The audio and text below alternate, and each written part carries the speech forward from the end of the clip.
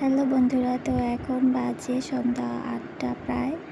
তো আমি এখন বানাচ্ছি পাস্তা, কারণ বাচ্চার খুবই খিদে পেয়ে গেছে ঘুম থেকে উঠে।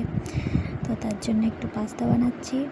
তো পাস্তার মধ্যে আমি দিয়েছি গাজর, ক্যাপসিকাম, একটু আলু দিয়েছি, আর হলো পেঁয়াজ, আর ডিমটা একটু পরে দেব, কারণ এটা একটু হওয়ার পরে একটু তুলে রাখতে হবে।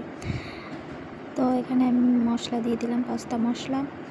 তারপরে পাস্তাটাকে একটু নাড়িয়ে চাড়িয়ে পাস্তাটাকে আমি একটু তুলে রাখবো, আমার শাশুড়ি মায়ের জন্য তুলে রাখবো। তারপরে আমি এখানে পাস্তাটাকে তার মাঝেও একটা আমার কাজ আছে, বড় কাজ। তো এটাকে আমি তাড়াতাড়ি করছিলাম, তারপরে আমার একটা কাজ আছে, তো আমি সেটা তোমাদেরকে পরে দেখাচ্ছি। তো তারপরে আমি এখানে ডিম দিয়ে দিয়েছিলাম, তারপরে একটা ডিম দিয়ে